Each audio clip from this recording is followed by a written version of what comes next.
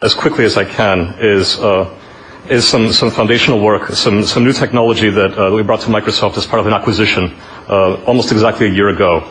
This is Sea-Dragon, and it's an environment in which you can either locally or remotely interact with vast amounts of visual data.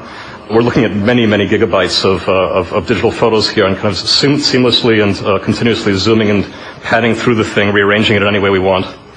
And it doesn't matter how much information we're looking at, how big these collections are, or how big the images are, and most of them are ordinary digital camera photos, but this one, for example, is a scan from the Library of Congress, and it's in the 300 megapixel range.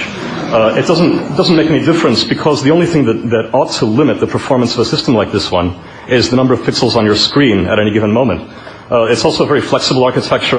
This is an entire book, so this is an example of non-image data.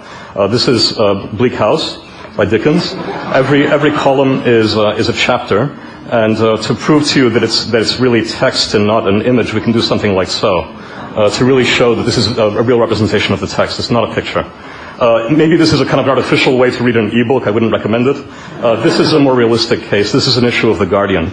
Every large image is the beginning of a section, and this really gives you the joy and the good experience of reading the real paper version of a magazine or a newspaper, which is an inherently multi-scale kind of medium. We've also done a little something with the corner of this particular issue of The Guardian. We've made up a fake ad that's very high resolution, much higher than you'd be able to get in an ordinary ad, and we've embedded extra content. You go to see the features of this car, you can see it here, or other models, or even technical specifications. And this really gets at some of these ideas about really doing away with those limits on screen real estate. We hope that this means no more pop-ups and other kind of rubbish like that should be necessary.